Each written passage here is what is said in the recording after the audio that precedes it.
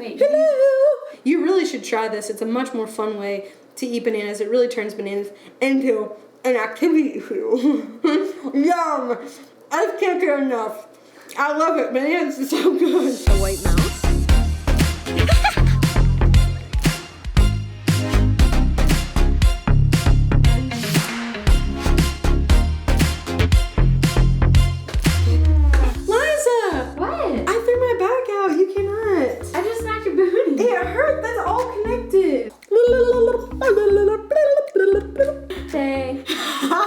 Hey there, sports fans. We're not doing sports today. We're doing baking. But not just any baking, blindfolded baking. We decided that today we would try a blindfolded baking chocolate chip banana bread. And we're gonna see how it goes. So let's get started. The first thing we need to do is melt the butter. It's a whole stick, so we have to unwrap it. And I'm gonna take the butter and put it in the bowl, and it is securely in the bowl. And now we will put it in the microwave for a number of seconds. So the next step is to measure out the sugar. Shake it, shake it, shake it, shake it, shake it. Great jobs, me. Let's measure it out in a cup, which we also don't have because we are wildly unprepared. Now we are gonna pour the sugar into the cup, which is right here. Great, and let's do it. Let's do it. Careful, me. Careful, me. The sugar is getting, what if we do it over the bowl? Sometimes you just have to think of some good ideas. And I only need a cup, and I have poured I have poured a cup and a half. So we're gonna pour a little bit back into the bag. Here, that's good, me. There we go, me. Good job. That's almost perfect, me. Let's pour it in the big bowl. There it is, we found it just fine. Great, and then let's come back over here to our butter that is very melted. It's over here to the left. Good job. Yeah, we've got the butter in our hands. Oh, we're gonna pour it in. Okay, great. I just love baking. So here's what it looks like with butter and sugar. And then we're back over here to start stirring.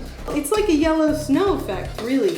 Mixing, we're getting a lot of the edges, but not a lot of the middle. But it's okay, we're gonna come back in for the middle at the end. It's a technique.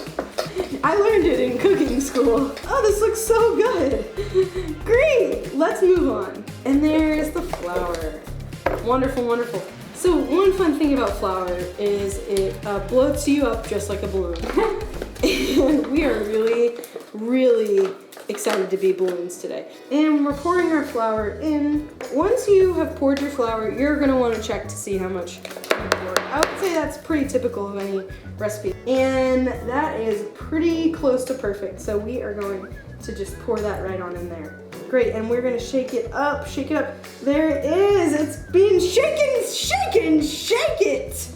Shaking it up. This is what a soft spatula looks like. It's actually my favorite utensil. It's a bendable spatula. I highly recommend having one in the house. It does great things for flour on the edges of bowls. It also does great things for the spirit. So here's what your dough should be looking like at this point. While we have the opportunity, we're gonna come over to our good friends, the bananas. So we're gonna come reach over here to the left, fantastic.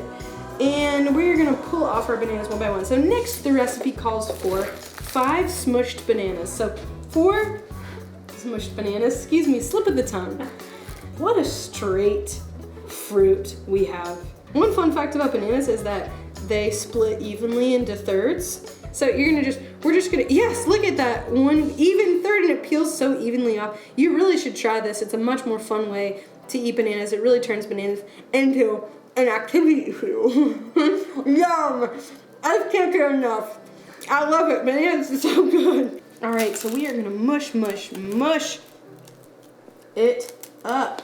The mushing process is really, it's just beautiful. It's almost like experiencing the northern lights. We're gonna just bare hand our bananas right into our bowl here. So we're gonna take a step over and we're just gonna scoop them right out. Listen, they will not fall out of the bowl if you turn it over. You're gonna need to scoop. It's like a Dairy Queen blizzard. It's like you just turn it over and it's gonna be really difficult, but eventually you might get it out of there. We are stirring. We are really gonna wanna combine that dough with the bananas. And you sleep better at night when you have to make banana bread without a mixer. So a few things to not forget that are very important here is baking soda, and last and the most important, chocolate chips.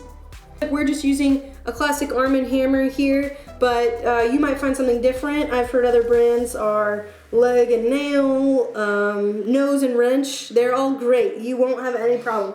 Okay, so now we're gonna reach over for our measuring spoons here, and we are gonna go with a teaspoon. We are gonna be very careful because it's very important to measure accurately when you are baking. So we're just gonna dip it in there, great, and we're getting a great little scoop off, and we're gonna just pour it right on into our mixture here. Great news, we got about half on the spatula, but that's totally fine. I'm a real chocolatey lady here, and we are gonna just have a great time with these chocolate chips. They might be difficult to open.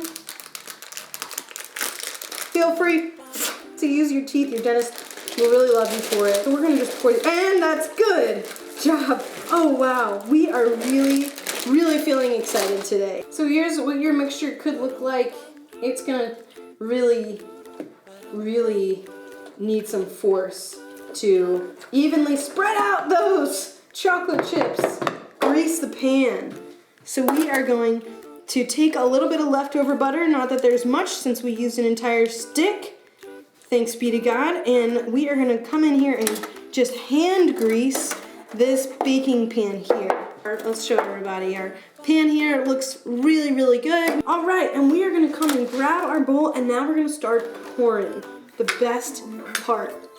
We are gonna take a bowl that is quite large, pretty heavy, and we are gonna just pour our mixture into our pan here. All right, and this is the Niagara Falls of banana bread. You're just gonna wanna watch it come down for hours and hours. It never stops. You will probably pay $25 to watch this on National Geographic. Here it comes. It's really coming in there. Your final product should look something like this. It's beautiful. All right, after you've made yourself a perfect mess, we are gonna take our banana pudding mixture. We're gonna stick it in the oven that's been preheated to 425 degrees, 350 degrees, excuse me, slip of the tongue, those are very close. And we're gonna put it in there for about an hour. So let's go ahead here. We will join you back after it's done cooking. Hi everybody, welcome back. Here is our final product, banana bread.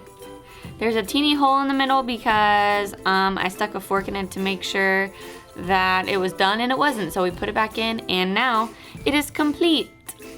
Hey, thank you guys so much for watching. We want to give a big shout out to Bananas for sponsoring this video. And now you have something to do with all those bananas you put in the freezer. That didn't take long at all, blindfold or not. This is a great recipe. We'll put the link in the description. It's actually my mom's recipe. How is it? It's super yummy. Yeah. Hot. That's hot. Thanks again, everybody. Hot. Okay, bye. We love you.